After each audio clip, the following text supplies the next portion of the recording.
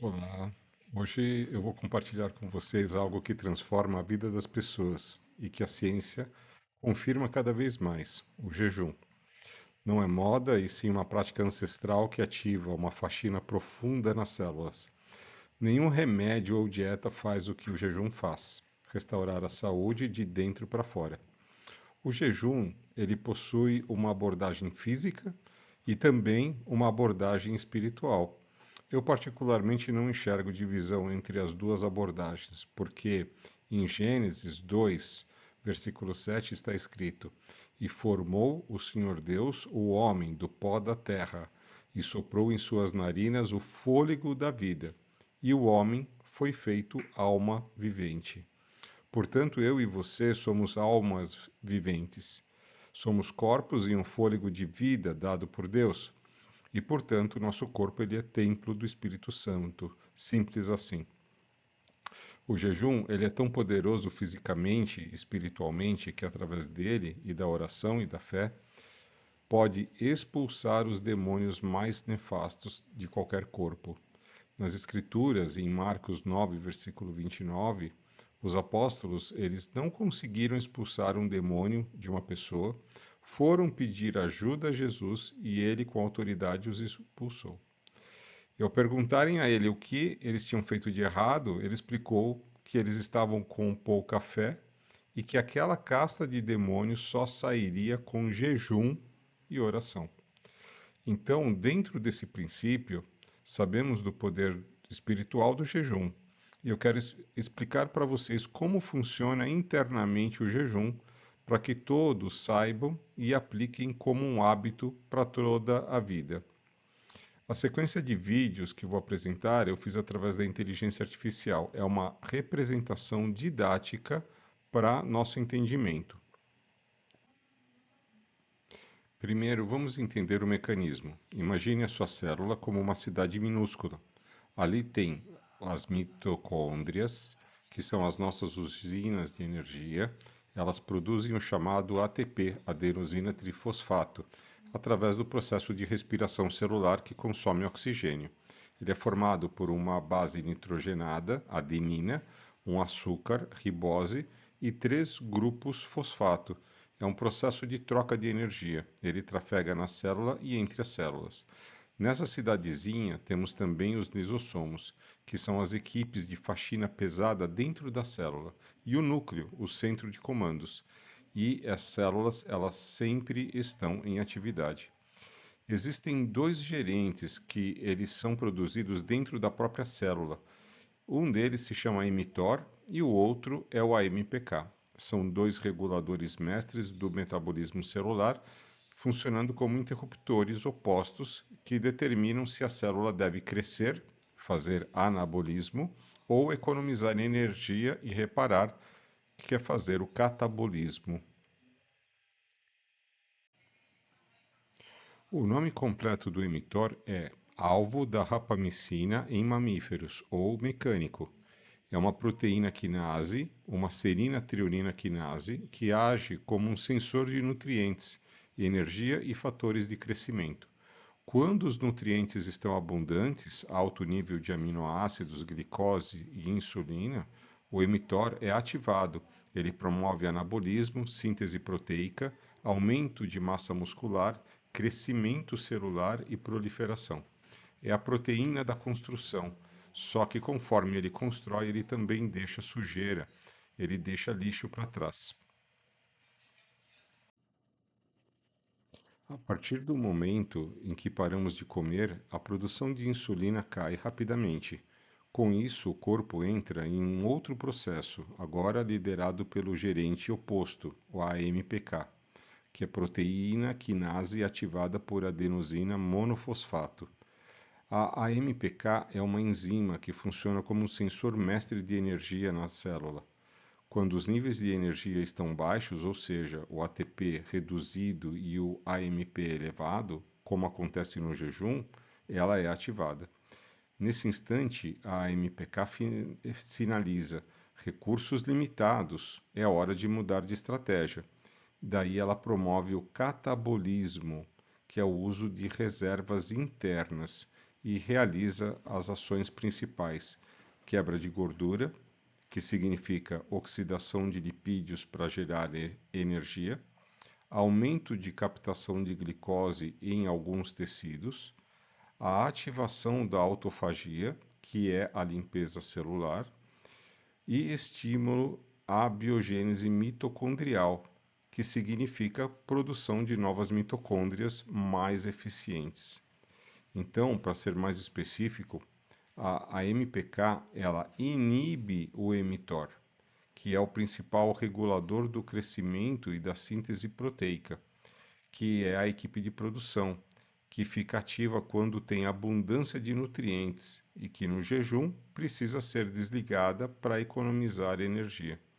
Ao mesmo tempo, a MPK ativa diretamente o complexo ULK1, que é o gatilho inicial da autofagia, convocando a equipe de faxina pesada.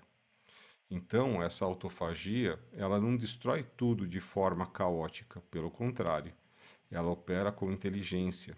Ela identifica as organelas danificadas, proteínas mal dobradas ou agregados tóxicos que, se não fossem removidos, causariam ainda mais prejuízo, envolve esses componentes em vesículas, degrada nos lisossomos e recicla os blocos construtores, aminoácidos, ácidos graxos e outros, para que o corpo possa reutilizar.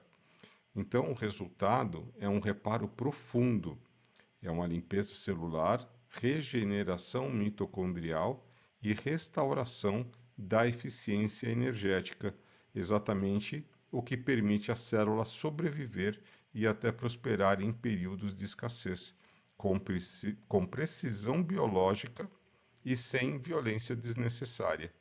Esse processo de autofagia dentro da célula, ele foi descoberto e elucidado pelo biólogo celular japonês Yoshinori Ohsumi. Na década de 1990, ele demonstrou, usando leveduras como modelo, como as células degradam componentes danificados para sobreviver à privação de nutrientes.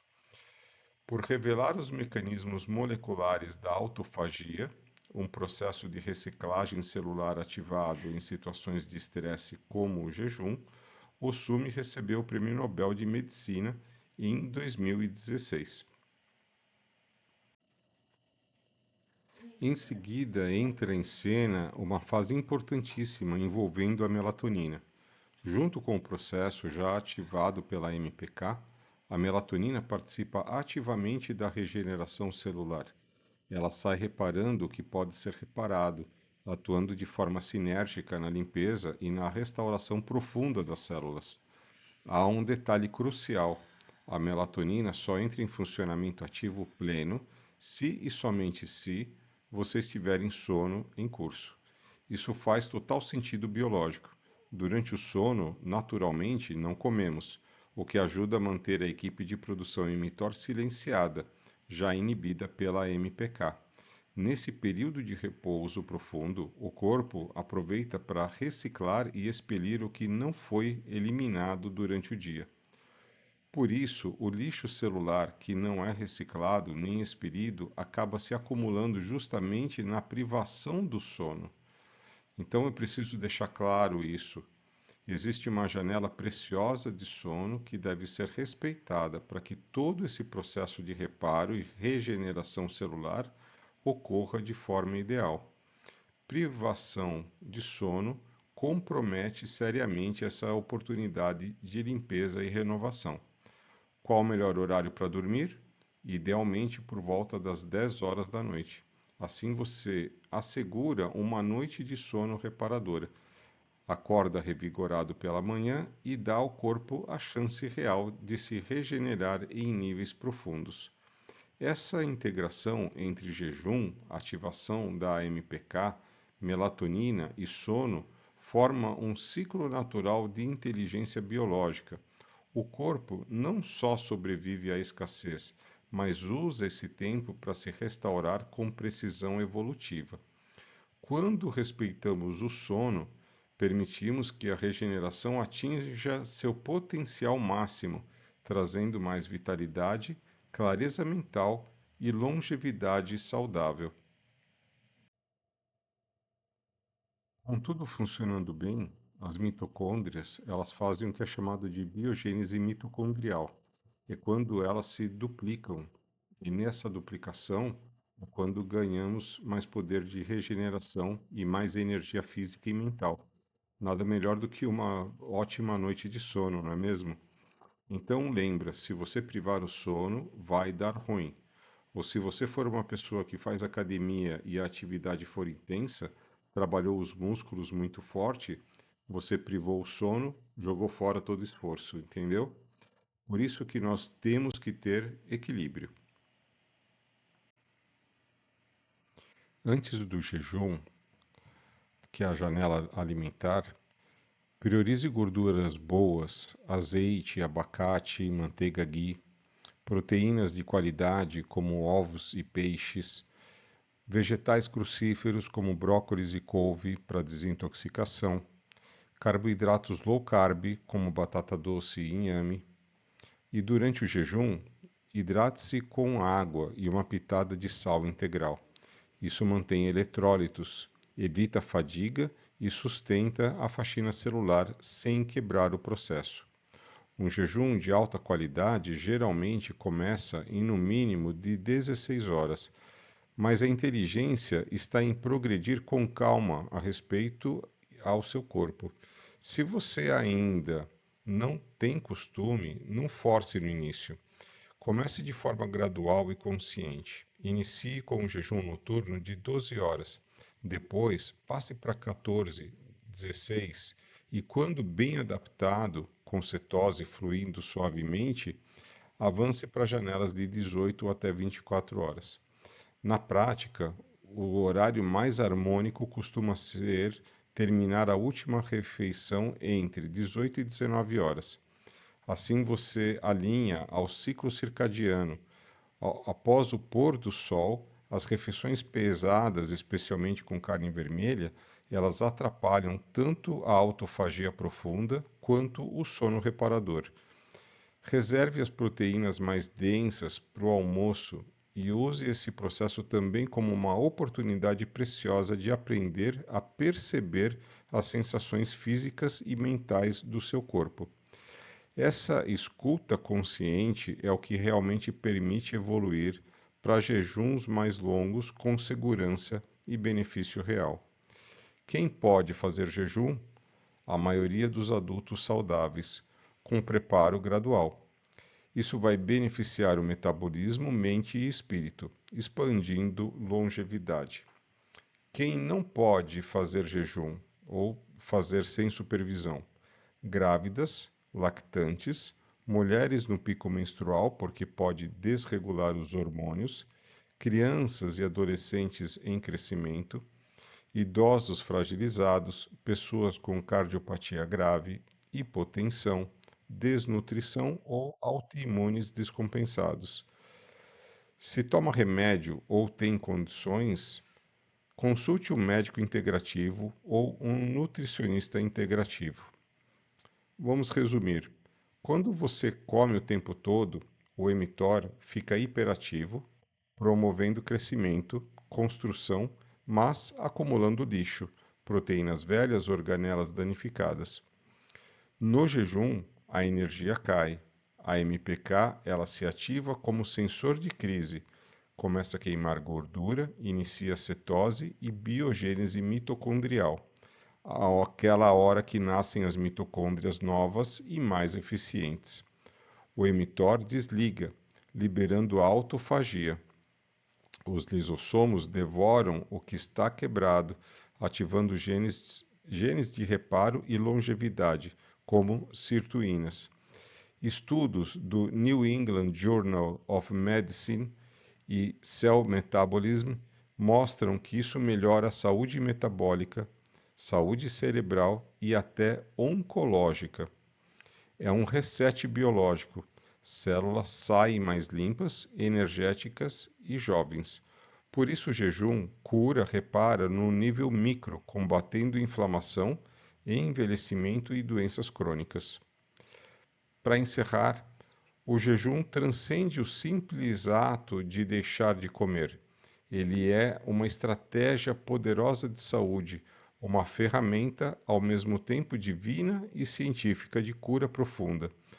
Trata-se de criar um ambiente interno privilegiado onde o corpo, enfim, repara tecidos, limpa células danificadas, reorganiza sistemas e silencia o ruído metabólico constante, permitindo também um silêncio espiritual restaurador.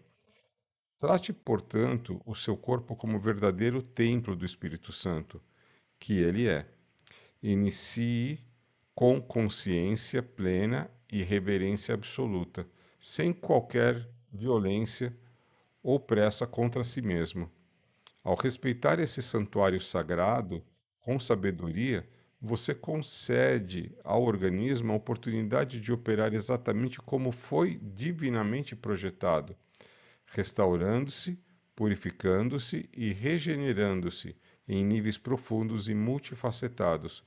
Assim, o teu espírito terá prazer genuíno de viver contigo por longos dias. Isso é longevidade com verdadeira inteligência. Uma vida prolongada não por acaso ou mera sorte, mas por mordomia sábia e intencional, em plenitude de vitalidade, paz interior e glória divina manifestada.